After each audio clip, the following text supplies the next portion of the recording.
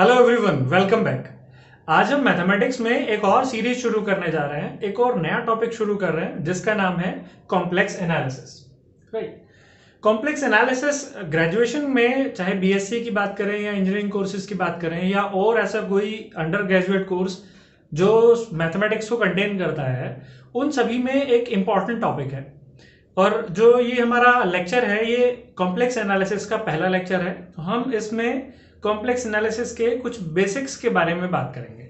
जो हमारे आज के पॉइंट होंगे जिनको हम कवर करेंगे, उनमें पहला कॉम्प्लेक्स नंबर, यानी हम एक टच बनाने के लिए टॉपिक से कॉम्प्लेक्स नंबर की बात करेंगे। उसके बाद कॉम्प्लेक्स फंक्शंस क्या होते हैं, नेबरहुड क्या होता है, इंटीरियर, एक्सटीरियर और बाउंड्री पॉइंट्स क्या होते हैं। उसके बाद लिमिट्स और कंटिन्यूटी की बात करेंगे। राइट। तो चलिए शुरू करते हैं कॉम्प्लेक्स एनालिसिस। कॉम्प्लेक्स एनालिसिस की जो शुरुआत हुई वो एक्चुअली एक प्रॉब्लम से हुई। अगर मैं बात करूं कि हम किसी अगर अलजेब्रिक इक्वेशन को सॉल्व कर रहे हैं, X square plus 1 equals to 0, तो यहां से प्रॉब्लम स्टार्ट हुई। इसका मतलब यह है कि x की वो वैल्यू इसको सेटिस्फाई करेगी जिसका स्क्वायर -1 के इक्वल आएगा, तभी ये 0 होगा। यानी मुझे x की एक ऐसी वैल्यू चाहिए जिसका स्क्वायर क्या हो, -1, जो कि ये क्या है, प्रॉब्लम है। क्योंकि हम ये जानते हैं कि किसी भी नंबर का स्क्वायर कभी भी क्या नहीं हो सकता, नेगेटिव नहीं हो सकता। तो हमने यहां से ये एक नए नंबर को इंट्रोड्यूस कराया जिसको हमने कहा i, और हमने कहा i किसके इक्वल होगा, √-1 के इक्वल होगा। और इस i ने ही जन्म दिया कॉम्प्लेक्स नंबर्स को। कॉम्प्लेक्स नंबर्स यानी ऐसे नंबर्स जो दो पार्ट्स में होते हैं। अगर मैं किसी कॉम्प्लेक्स नंबर को लिखूं z को, तो वो लिखा जाता है x प्लस आई वाई, जिसमें x होता है उसका real part of z is equal to x, और y होता है उसका इमेजिनरी पार्ट। ठीक। यहां से हम शुरू करते थे। अगर मैं थोड़ा सा और आगे चलूं तो हम ये कहते हैं कि जो कॉम्प्लेक्स नंबर होता है z, वो दो रियल नंबर्स का एक ऑर्डर्ड पेयर होता है। ठीक। x और y दोनों ही क्या है, रियल नंबर्स हैं। तो इन दोनों नंबर का एक ऑर्डर्ड पेयर है। ऑर्डर्ड पेयर मतलब a pair of numbers which are kept in some order. किस ऑर्डर में रखे जाते हैं कि ये जो ऑर्डर्ड पेयर होता है, अगर मैं इसको स्पेस में मार्क करूं तो ये किसी पॉइंट एक्स वाई को रिप्रेजेंट करता है। ठीक।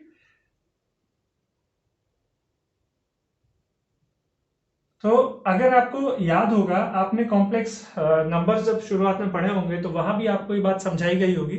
उसी को मैं रिवाइज करने के लिए बता रहा हूं कि जो भी कॉम्प्लेक्स नंबर होता है वो स्पेस में किसी ऑर्डर्ड पेयर एक्स वाई को रिप्रेजेंट करता है। मान लीजिए अगर मैं किसी कॉम्प्लेक्स नंबर 2 + 3i की बात करूं, तो ये कॉम्प्लेक्स नंबर स्पेस में किसी पॉइंट 2, 3 को रिप्रेजेंट करेगा। इस पॉइंट को रिप्रेजेंट करता है। करेक्ट। और इस प्लेन को जहां कॉम्प्लेक्स नंबर्स को डिफाइन किया जाता है, मार्क किया जाता है, उसे हम कॉम्प्लेक्स प्लेन या आर्गेंट प्लेन भी कहते हैं।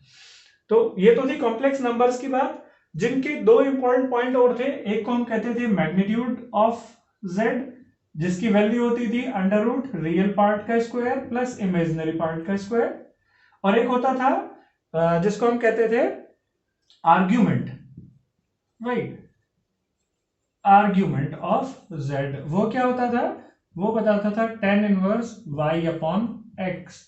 अगर मैं दोनों को यहां डिफाइन करूं तो ये जो लेंथ है, ये वाली लेंथ, अगर इसको OP कहा जाए तो ये इसका मैग्नीट्यूड है, यानी ओरिजिन से जो इसका डिस्टेंस है वही क्या है, मैग्नीट्यूड।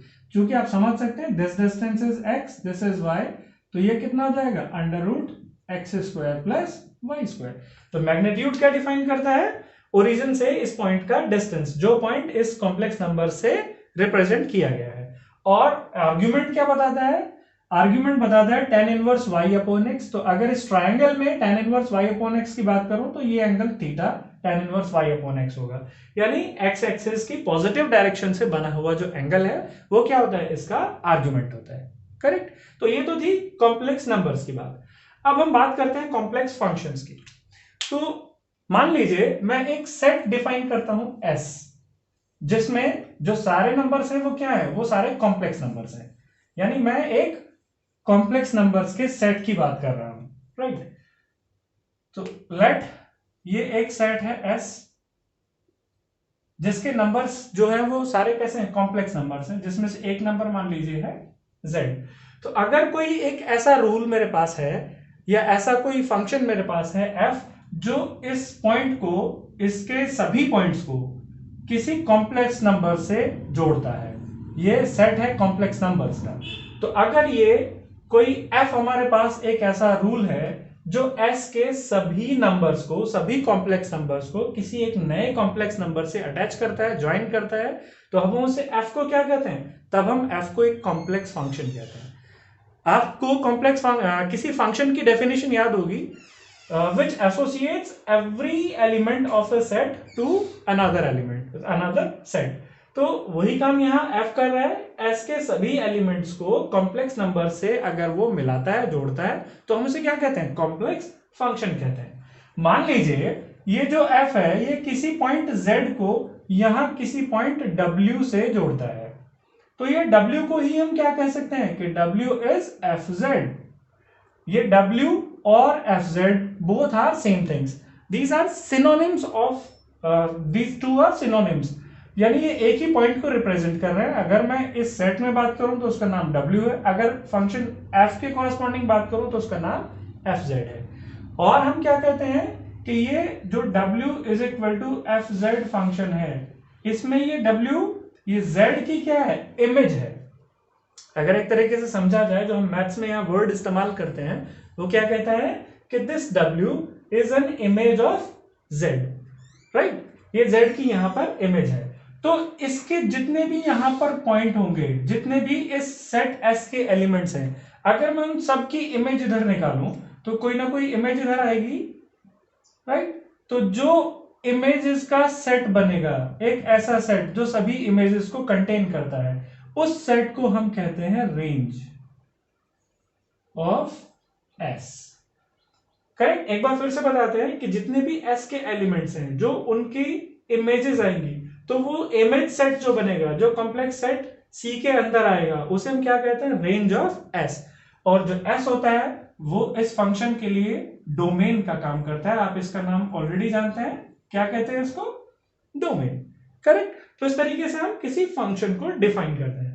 दो चीजें इंपॉर्टेंट है फंक्शन के लिए, पहला डोमेन जो कि एक कॉम्प्लेक्स नंबर्स का सेट है, रेंज हमेशा कहां आएगी, रेंज हमेशा कॉम्प्लेक्स नंबर्स के अंदर ही आएगी।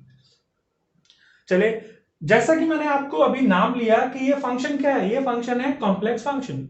तो जो w आएगा वो भी एक कॉम्प्लेक्स नंबर ही है, यानी अगर मैं w को u प्लस आई वी मान लू, u प्लस आई वी, और z हमारे पास क्या था, x प्लस आई वाई, यानी ये फंक्शन कैसे लिखा जा सकता है, ये फंक्शन भी u plus I y is equal to f of x plus I y की फॉर्म में लिखा जा सकता है, राइट। जहां u और v दोनों ही क्या होंगे, दोनों ही x और y के फंक्शंस होंगे।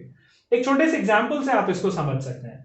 जैसे मान लीजिए मैंने कहा कि f z is equal to z square कोई कॉम्प्लेक्स फंक्शन है, राइट। तो अगर मैं इसको सॉल्व करूं तो ये कितना होगा, ये हो जाएगा x प्लस आई वाई होल स्क्वायर, मैंने z की वैल्यू सब्स्टिट्यूट की, x प्लस आई वाई होल स्क्वायर, ओपन करेंगे तो a square plus b square plus 2ab, यानी 2ixy।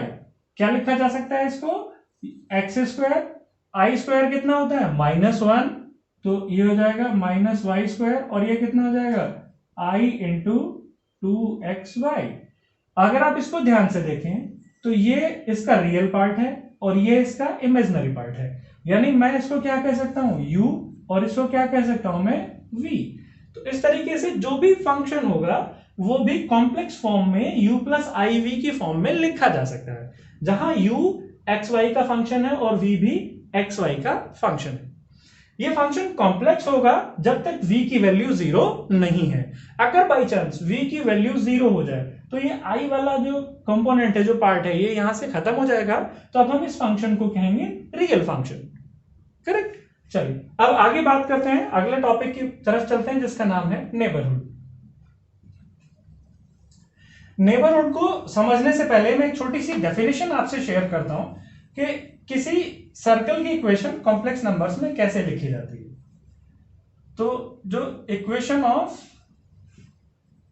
सर्कल होती है वो क्या होती है? इक्वेशन ऑफ सर्कल को हम लिख सकते हैं z minus z0 magnitude is equal to r, जहां z0 उसका सेंटर है और r उसकी रेडियस है। करेक्ट। तो this will represent a circle.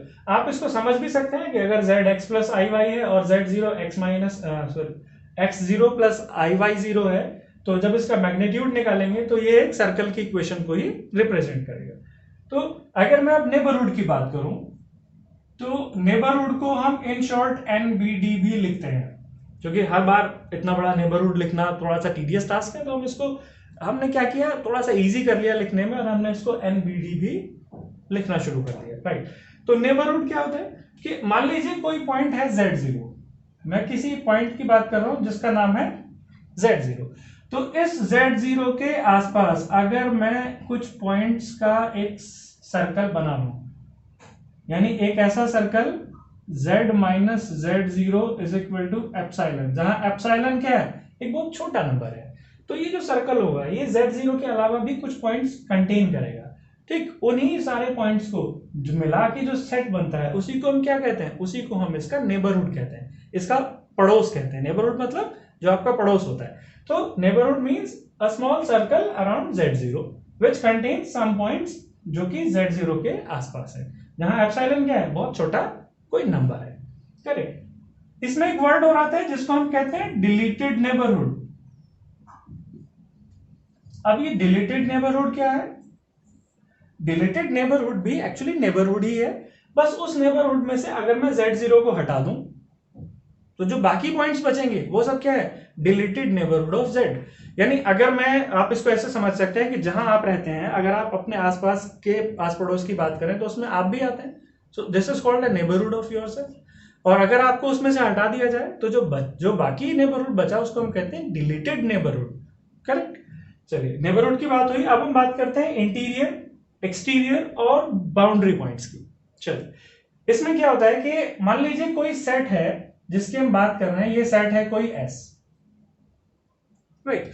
तो उसमें कोई पॉइंट उसका इंटीरियर पॉइंट होगा। अगर मान लीजिए इस पॉइंट की मैं बात करूं, इंटीरियर मतलब उसके अंदर, तो वो पॉइंट इंटीरियर तभी होगा अगर उसका कम से कम एक कोई ऐसा नेबरहुड एग्जिस्ट करे जिसमें S के अलावा कोई और पॉइंट ना है। आप ध्यान दीजिएगा, मैं यहां पर कुछ वर्ड इस्तेमाल करूंगा इन इंटीरियर, एक्सटीरियर और बाउंड्री पॉइंट्स को डिफाइन करते हुए, जैसे देयर एग्जिस्ट या सभी के लिए या कोई एक, तो उन वर्ड्स पे थोड़ा सा ध्यान दीजिएगा। जैसे मैंने यहां कहा कि इंटीरियर पॉइंट तभी होगा जब एटलीस्ट वन, कम से कम एक ऐसा नेबरहुड जरूर एग्जिस्ट करे जिसमें S के अलावा कोई और एलिमेंट ना हो। ठीक, तब हम इस पॉइंट Z को क्या कहते हैं, इसका इंटीरियर पॉइंट कहते हैं। करेक्ट। अगर मैं एक्सटीरियर पॉइंट की बात करूं तो मान लीजिए ये सेट S है, तो एक्सटीरियर मतलब कोई पॉइंट बाहर, तो कोई पॉइंट बाहर कब होगा, अगेन अगर उसका कम से कम कोई एक नेबरहुड ऐसा एग्जिस्ट करे जिसमें S का कोई भी एलिमेंट ना हो, if there are no elements belongs to S। ठीक, इस नेबरहुड में कोई भी ऐसा एलिमेंट नहीं है जो S का हो, तो ऐसे पॉइंट को हम क्या कहते हैं, एक्सटीरियर पॉइंट कहते हैं। समझ रहे हैं, कम से कम एक नेबरहुड ऐसा जरूर होना चाहिए जिसमें S का कोई भी पॉइंट ना है। बात करते हैं बाउंड्री पॉइंट्स की। तो एक तो बहुत आसान तरीका है, बाउंड्री पॉइंट्स को अगर आप फिगर से समझेंगे तो बाउंड्री पॉइंट मतलब जो बाउंड्री पर है, और मैं इसको बहुत आसान शब्दों में कह सकता हूं कि एक ऐसा पॉइंट जो ना तो इंटीरियर है ना ही एक्सटीरियर है, तो डेफिनेटली वो क्या होगा, बाउंड्री पॉइंट होगा।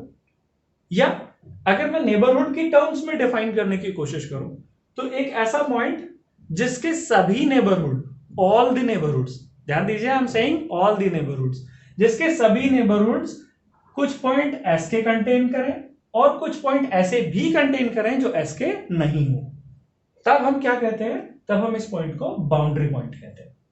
करेक्ट।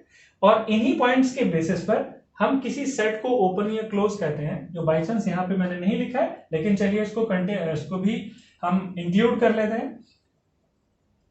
ओपन सेट और क्लोज सेट। कोई भी सेट ओपन और क्लोज कब होता है? तो आसान है, ओपन तब होता है कोई भी, अगर मैं अपने घर की बात करूं, ओपन कब होगा? जब उसकी बाउंड्री नहीं होगी।